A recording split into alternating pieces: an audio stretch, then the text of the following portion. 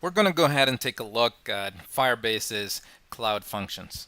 If you're not familiar with them, it's pretty much the same idea as AWS Lambda functions. It looks like, at least on first pass, that Firebase it's an easier implementation for those in the Node.js environment. So let's go ahead and get started. We'll start out by confirming the Node version. You need to have at least 6.3. I have 6.10 here, as you can see.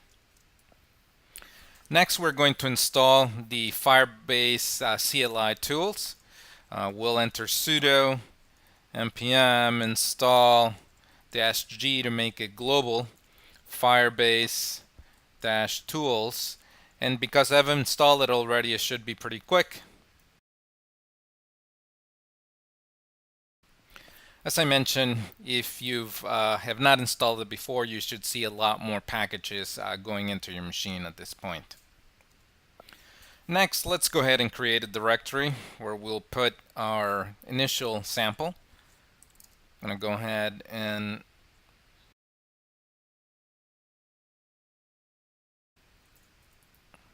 so as you can see there, I've moved into the directory called cogs. I've then created a new directory called cloud fun, and inside of there is where we're going to create our new code. The very first thing that we need to do is that we need to authenticate.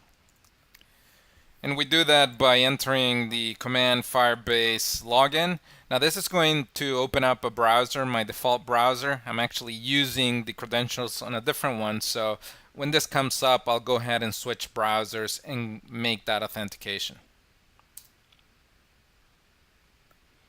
In this case, it tells me I have already authenticated, which I have done before.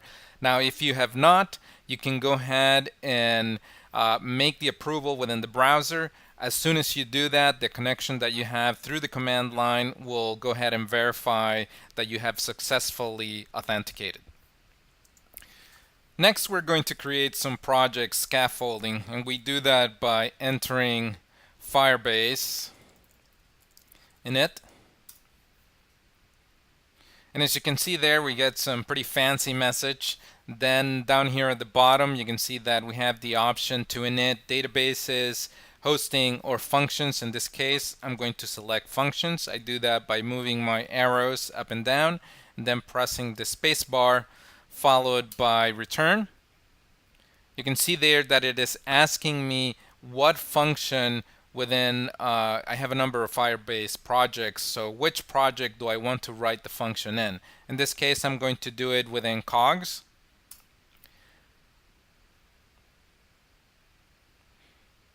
And the last question is, do I want to install the dependencies with npm now? I'll say yes. And as you can see there, it is making the additions to my project. This will do the usual things. It'll create the package file. It'll create the node modules folder with all the dependencies that I need. And now if I hit return, if I list my files, you can see there that inside of the functions folder is all the content that I mentioned. You can see there node modules, package.json with the dependencies to the projects we need. If I enter that, you can see there it's Firebase admin, functions, and so on. And if we open up index.js, this is simply a shortcut that I used locally for Sublime Text. Now, as you can see there, we have some sample code to get us started. I'm simply going to uncomment this code here below, and then I am going to change the name of the function. I'm going to change it to hello Bob. This is simply a placeholder, and so we can see it when we navigate to the cogs project through the browser. So I'm going to go ahead and save, close the file. Now to push the code back up to the server, all we have to do is enter Firebase deploy.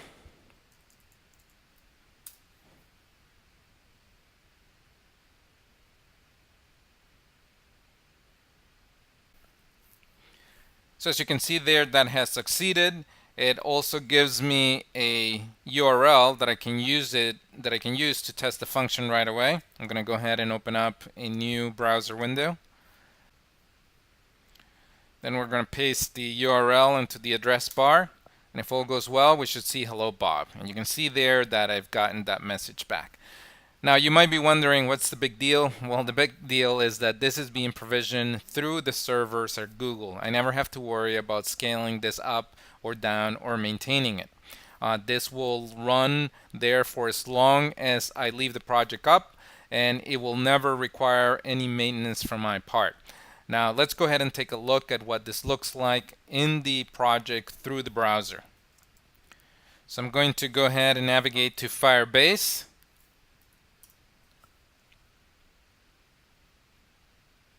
And as you can see, here are my projects. I'll select the cogs project. Then I'm going to go to functions.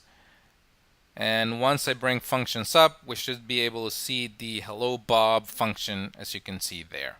So that's a basics hello world, or hello Bob in this case, of how cloud functions are defined and executed within Firebase. Now you can tie them into database events or storage events, and you can even do hosting, as you might imagine, in this environment as well.